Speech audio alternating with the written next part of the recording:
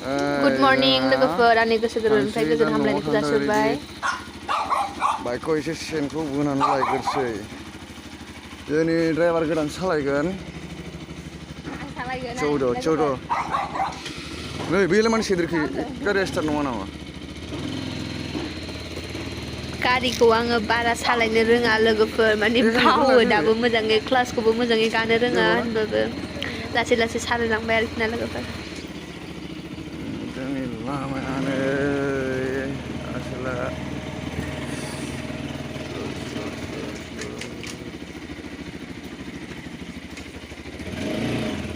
रोंबायथ' जोंना एक्ट्रिसा गारिखौबो सालायनो मोजाङै। नायलांबाय थादो लोगोफोर होमबा। लामायानो नायजाया जोंना गसाइगावनि लामा।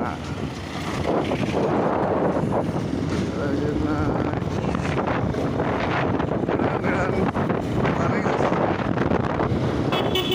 मन्दिर।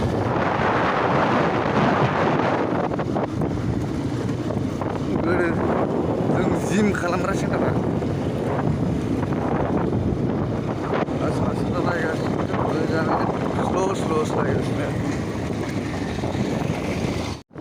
फैयै फैयै मार्केट मोननोसै।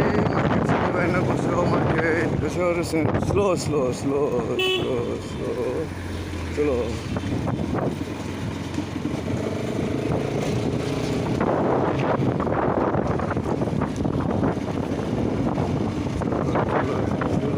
शनि मन्दिर शनि टेम्पोल गारि गोदान गोदान।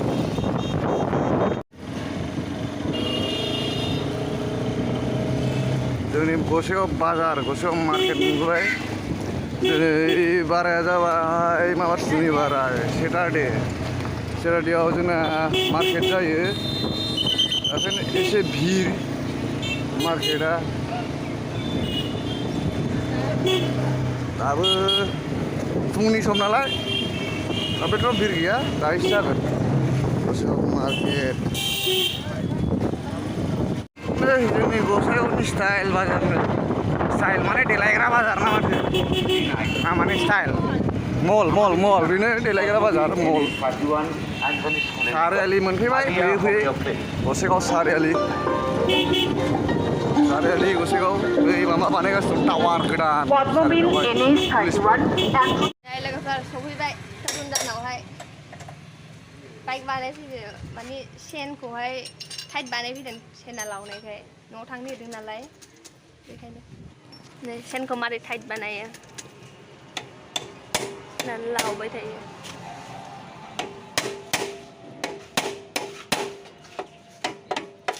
दाख्लैसो बानायदोंमोन ओमफ्राय आरो लावफिनलायबाय सेनानो मोजां नंला सोलायनांसिगोन एबार। नै लोगोफोर न' थांसै ओमफ्राय दाहायो न' सहैबा देखायसै दे लोगोफोर लामायाव दसे देखायलांसै। जोंना सनालिया सटाउन थांसै।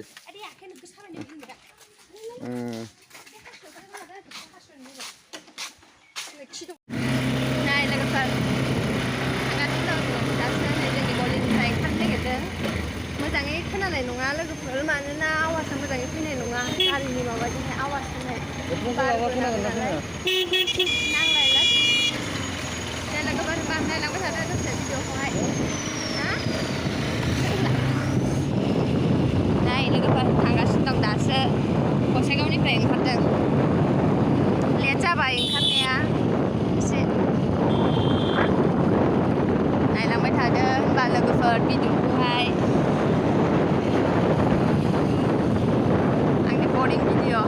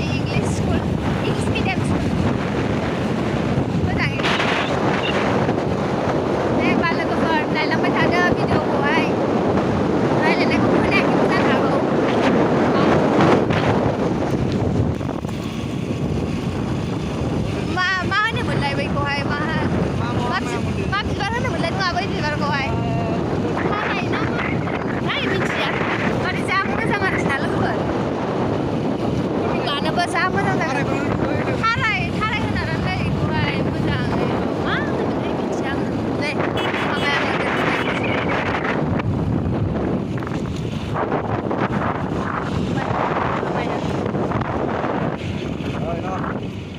थाव लोगोफोर होनबा नायलांबाय थादो भिडिअखौहाय बै जोंबो मोजाङै नुहुरला बिदि होथैबायना हाग्राफ्रा लोगोफोर फैयै फैनानै सेरफांगुरि मोनफैबाय दासो सेरफांगुरि माला मोनहैबावनांगौ लेट जाबाय दिनै ओंखारबोनायानो थांनोसै माला सहैयो नायनोसै लोगोफोर बाजारा बे सिंथिंजायनो जायो सेरफांगुरिनि बाजारा मन्दिर मन्दिरा मा मन्दिरथाय बियो आंबो मिन्थिया बेयावहाय मा मन्दिरथाय फुजा जायोदां बेयाव दुर्गा फुजा दासो गोदान अपेनिं खालामथ'वाखै खालामगोन दासो कालार सालार लागायबाय आरोखि ना फुरा बरियासो कालार सालार लागायबाय बेफोरनि फुजाफ्राव खालामथाराखै खोमा अपेनिं भिडिअखौ जोबजासिम नायलांदो होनबा लोगोफोर नै बे नैबे बिबारखौनो होनदोंमोन आङो माबा थाराय रिक्सा ओरैबायदि डिस्टार्ब खालामो गसंनोल' नागिरो आरोखि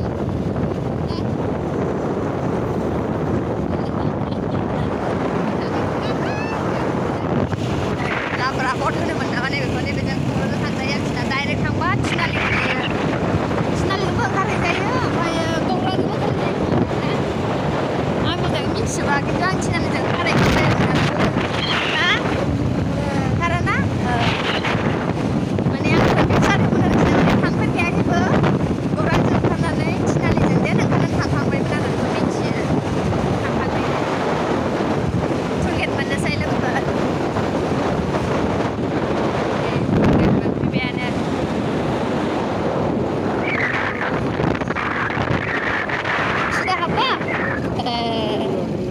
आङो मिन्थियामोन आरोखि ना लोगोफोर मानि बै टुलगेटनि सिद्दाजों हाबबा जे लामाजोंहाय गारि कार सार हाबो बेजों बाइक हाबबा माने फैसा लायोनो आं मिथिफेरामोन नैबे लेफ्ट साइडनि लामाजोंसो हाबनांगौ आरो नैबे सिद्दाजों थांबा फैसा लायो मिथिफेरा आरोना आङो बिदि फैसा लायो ना मायो थांगासिनो दङ होनबा टुलगेट बारबायानो कार सारजों फैबा माने बै लामाजों नैबे साहा बागाननिफ्राय गिदिंनानै फैबा माने फैसा होनो गयो आरोखि ना नैबे लामाजों ओंखारफैयो आङो बावबाय दहाय बै लामाखौ देखायबोनो बे लामाजों बा थांबाय थानोसै लोगोफोर नै लोगोफोर दिसमुरि मोनफैबाय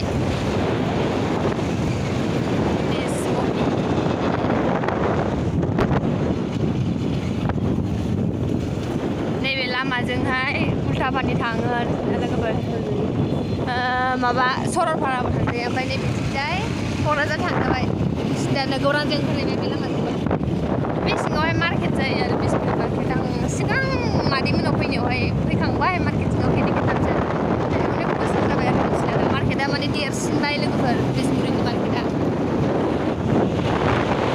कारिगाव फैबाय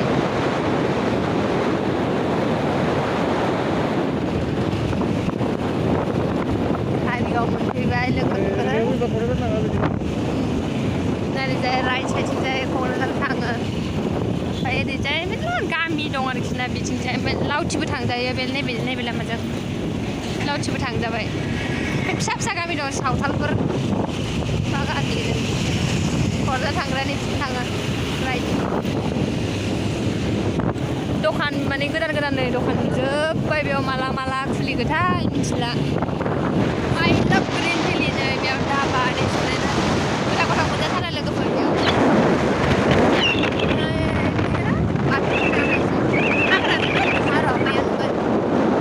हाग्रा जाजोब्बाय एसे साफा खालामबानो जायो लामाखौहाय मोजां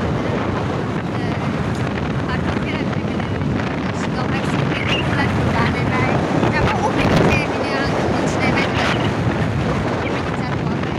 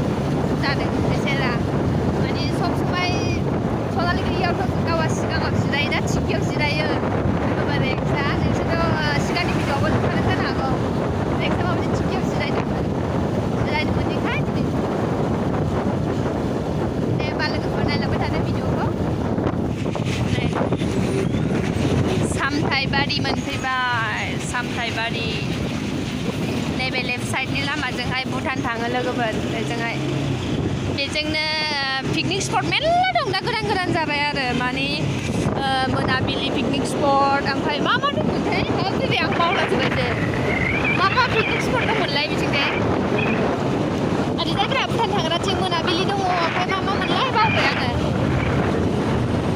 दै जिरि ना मा मिथिला फाइनालि लोगोफोर खासिक'ट्रा सफैबाय नै खासिक'ट्रा